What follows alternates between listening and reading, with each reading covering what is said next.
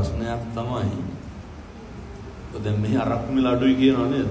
මට හිතෙනවා බොන ඇති කොල්ලෝ ඒ කියන්නේ එහෙම මේ එක්සත් අරාබි රාජ්‍ය අරක්කු ඉවර කරන්න බෑ. ඒ බොන්නේ එහෙම කියලා හිතාගෙන. අපි දන්නවා ඒක වැරදි. අපි දන්නවා ඒක අපේ සෞඛ්‍යයට හොඳ නැහැ. අපි දන්නවා ඒකට මගේ පවුලේ අය කැමති නැහැ. මම දන්නවා මගේ පෙම්වතිය කැමති නැහැ. මම දන්නවා මගේ බිරිඳ කැමති නැහැ. මම දන්නවා මගේ ආර්ථිකය පිරිහෙනවා. මම දන්නවා ඒක මට හොඳ නැහැ. ඒ ප්‍රමාණය ඉක්මව අපි දන්නවා. ඒ දැනගත්තත් අපි ඒක පිළිගන්න කැමතිද?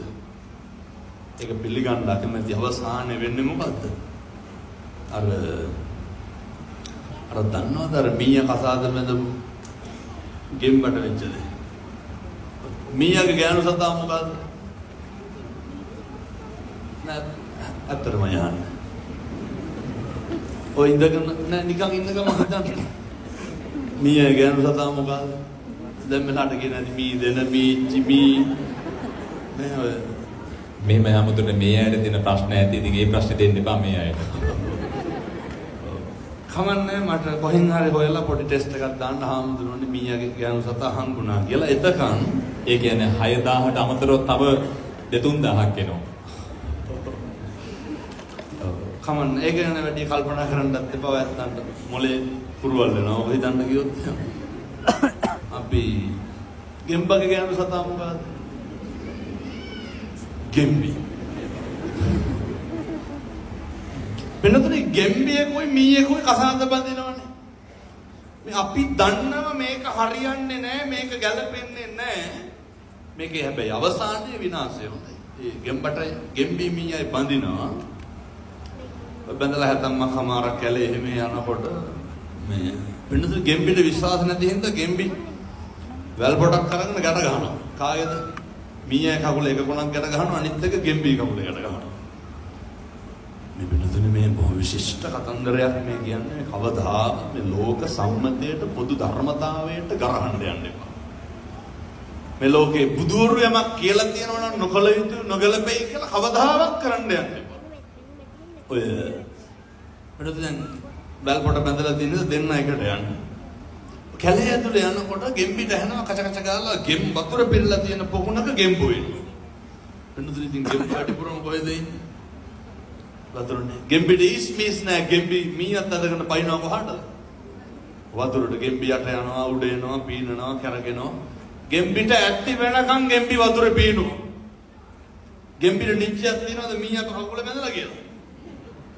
අපිට මොකද වෙන්නේ? අපි ඇත්ති තරම් මේක විනෝද වෙනවා. අපි ඇත්ති තරම් මේකේ අර බජාර් භාෂාවෙන් කියන්නේ කොහොමද ඒක?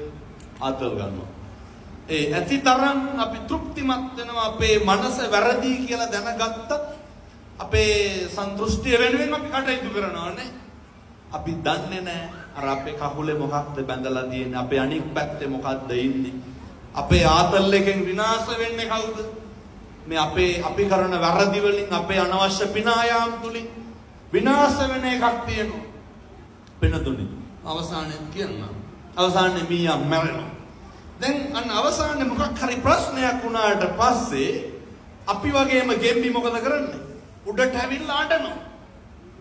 මීයා මැරුණාට පස්සේ ගෙම්බි මොකද කරන්නේ? උඩට ඇවිල්ලා අඬනවා. ජීවිතේ මිනිස්සු ඕක තේරුම් ගන්න අය වඩා මීයට පණනවද අය? ශිෂ්ටත්වයේ කියන එක නේද බුදුහාමුදුරුවෝ ගන්නන් විනයෝච සුසික්කිතෝ. මිනිස්සුන්ට අධ්‍යාපනයේ විතරක් නෙමෙයි හොඳ විනයක් තියෙන්න ඕන. ඒ විනයත් එක්ක තමයි මිනිස්සුන්ගේ අර එදිනදා ජීවිතේ යහපත තීරණය වෙන්නේ විනය අවිනය මත. විනය මත තමයි මේ සියල්ල පවතින්නේ. සම්බුද්ධ ශාසනය පවතින්නේ මොකක් මතද කියලා භික්ෂුන් වහන්සේලා බුදුහාමුදුරුවන්ගෙන් අහනකොට බුදුහාමුදුරුවෝ කියන්නේ විනයෝ නාම ශාසනස්සායු. විනය තමයි ශාසනයේ ආයුෂ. එහෙනම් ඉතින් සමාජය ගැන කවර කතාවද? පින්නතුනේ ගෙම්බි මීයත් එක්ක අඬා ඉන්නකොට මේ කුණ දැන් මීයා මැරිලා උඩී යනවා උකුස්සේ. උකුස්ස ගහනවා මොකේද? මී කුණට ගහනවා. මී කුණත් එක්ක උඩ යන්නේ කවුද? ගෙම්බි. උකුස්ස මීයා කලා ගෙම්බිත් කනවා. අපිට ඕක නෙමෙයි දන්තිමේට වෙන්නේ. ගෙම්බෙක් පැඳලා හිටියනම් මොකද වෙන්නේ?